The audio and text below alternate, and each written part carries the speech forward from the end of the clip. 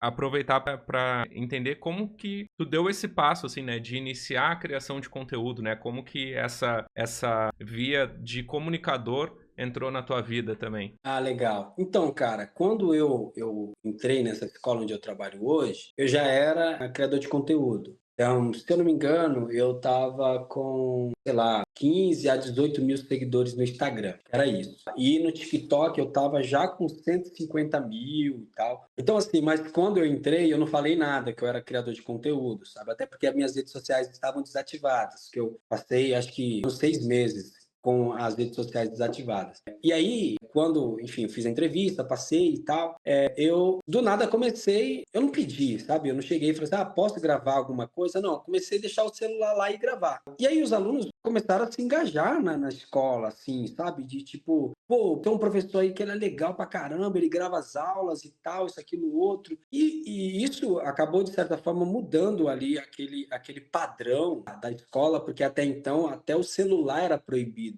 na escola, sabe? E aí chega um professor que é influenciador, que começa a gravar conteúdos. E aí eu me lembro que quando eu ativei novamente as minhas redes sociais, os alunos começaram a me achar, sabe? Começaram a me achar. E aí começaram a comentar na escola: caramba, o professor tem quase 200 mil seguidores no TikTok e tal, tem quase 20 mil seguidores no Instagram, o professor é famoso, famoso, famoso. E, enfim, algumas situações que eu já tive, enfim, conteúdos mais sérios, por exemplo, falar sobre os movimentos sociais do campo. Uhum. Então, no conteúdo do 7º ano, em geografia, tem lá uma folha inteira que fala sobre os movimentos sociais do campo, e tem o MST. Teve uma vez que eu estava gravando sobre a aula, né, e gravei a bandeira do MST e tal, e um pai achou absurdo e foi lá na escola conversar, que o professor estava falando sobre o MST em sala de aula, e aí, enfim, o que aconteceu foi que eu peguei o livro e falei, tá aqui no livro, mostrei para a direção, para a coordenação, olha, tá aqui no livro, eu trabalhei apenas o que está no livro, né? Então, assim, mas eu acho que foi porque o pai já tinha visto ali meu Instagram, já viu É. que eu era mais de esquerda e tal, e aí estava caçando alguma coisa. Então, eu nunca tive problema muito sérios com pais em conteúdos que eu gravo, porque eu sempre deixei muito aberto em sala de aula. Falei,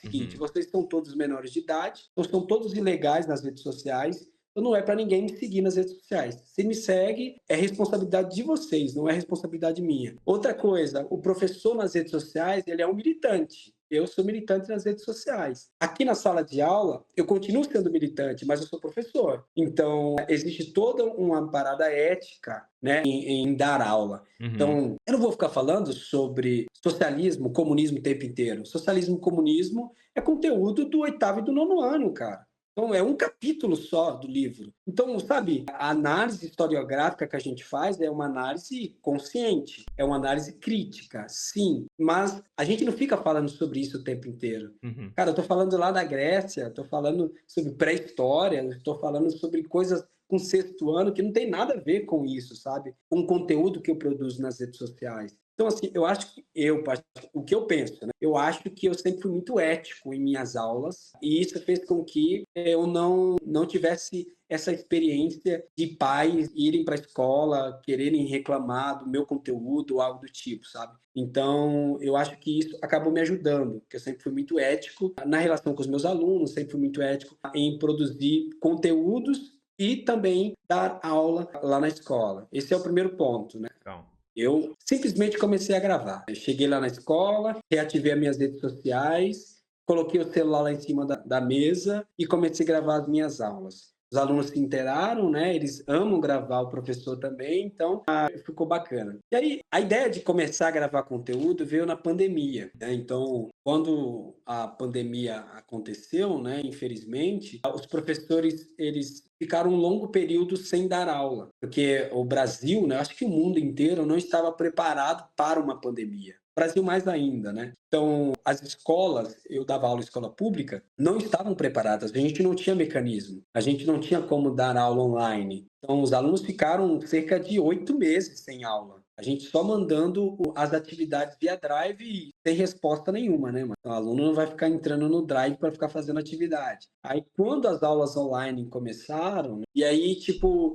eu pensei, caramba, eu preciso fazer alguma coisa para eu produzir conteúdo, um conteúdo que os meus alunos vão ter acesso. E aí eu sempre fui muito crítico das redes sociais, cara. Eu acho que eu era muito balmiano, sabe? Eu lia muito Bauman. E aí o tiozinho ali, chato, que critica as redes sociais e tal. Eu era esse tiozinho, sabe? Que aí, como eu lia muito Bauman, eu sempre criticava muito as redes sociais, sempre criticava muito os influenciadores. Mas aí veio a pandemia, eu tive que me render a isso e eu comecei a gravar conteúdo primeiro para o TikTok. Uhum. Né? Primeiro TikTok, porque os meus alunos falavam, oh, professor, por que você não grava conteúdo lá pro TikTok? TikTok antes era só de dublagem, lembra? Era só Aham. dublavam muito e tal. E aí eu comecei a falar sobre curiosidades históricas, comecei a falar sobre coisas bobas assim. Aí rápido eu estourei lá no TikTok, porque enfim, tava todo mundo em casa, né? Então tava todo Pode mundo crer. consumindo o TikTok naquela época.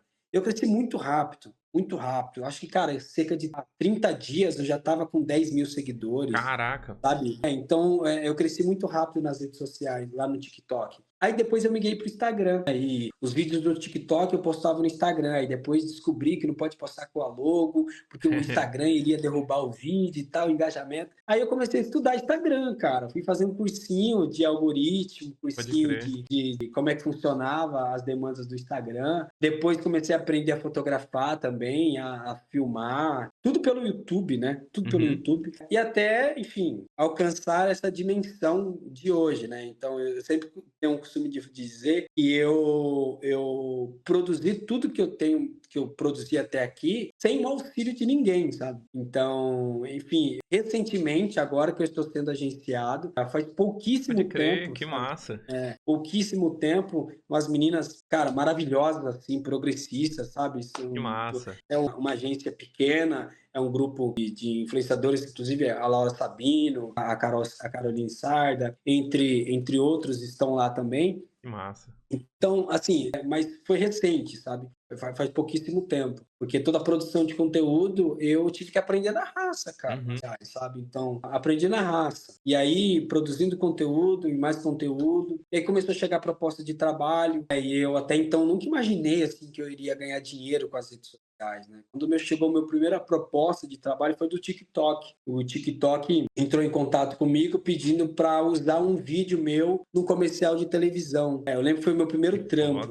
E eu lembro que esse vídeo, cara, eles pegaram, foi 8 segundos, mano. 8 segundos do vídeo. E eles me pagaram 2.500, sabe? E aí, cara, aquilo pra mim foi, poxa vida, Que sabe? massa. Tipo, nossa, foi maravilhoso, porque eu falei, cara, 8 segundos de vídeo, eles me pagaram 2.500. E aí eu comecei a estudar também sobre precificar, sabe? Tipo, as pessoas começaram a entrar em contato comigo para publicidade, publi. E aí eu comecei a entender o que que é, o que que o meu Instagram propõe, o que que o meu TikTok propõe. Pô, tô lá falando, por exemplo, sobre história, aí não dá para eu vender shampoo, por exemplo, né? Aham. Não dá para eu, entendeu? Aí eu comecei a estudar sobre isso, cara. E aí eu acho que eu recebi muitas propostas, a Enel veio atrás de mim, então me pagou muito bem para produção de 2 vídeos, um falando sobre pipa, sabe? Nos fios, e me pagaram muito bem, assim. O McDonald's, eu fiz um trampo com o McDonald's Que também, foda, foi mano. bacana. Mas foi naquela época que os meus conteúdos eram só sobre curiosidades, aula, conhecimento e tal. Quando eu comecei a politizar o meu Ah. conteúdo, cara, aí a coisa começou a ficar séria, sabe? E aí, tipo, aí já era. Aí os Aí já trampos era, acabou, não chega mais, sabe? Porque assim, eu lembro que quando eu mudei radicalmente assim, foi quando o bolsonarismo ganhou uma ascensão muito grande no Brasil, sabe? Uhum. Então, assim, na derrota do Haddad, né, quando o Bolsonaro subiu Uhum. ao poder, e até então começava a gravar conteúdos de história e tal, conhecimento, mas eu lembro que no ano que antecede as eleições passadas, aí eu falei, mano, agora é tudo ou nada, mano, agora é tudo ou nada. E aí eu lembro que a Petrobras entrou em contato comigo, assim, de Petro, assim, entrou em contato comigo, e a gente fechou um contrato de um ano, para produzir conteúdo sobre as privatizações que estavam ocorrendo na Petrobras. E aí eu me lembro que eles me pagaram muito bem, mas, tipo assim, foi um ano que eu politizei totalmente o meu conteúdo. Então, enfim, Crer. quer seja no âmbito teológico, que eu politizei pra caramba também a parada da teologia e a parada da análise sociológica. Então, Uhum. assim, quando eu politizei pra caramba e quando eu comecei a falar, ó, o voto é no Lula, não tem uma outra opção, a gente precisa tirar o Bolsonaro do poder, e aí foi, enfim, eu abandonei o resto de trabalho que poderia surgir por aí, sabe? Então, assim, eu lembro que até quando o McDonald's entrou em contato comigo, eu tinha na minha bio sobre uma frente progressista cristã, sabe, que Aham. eu participo. Eles pediram para eu tirar, sabe?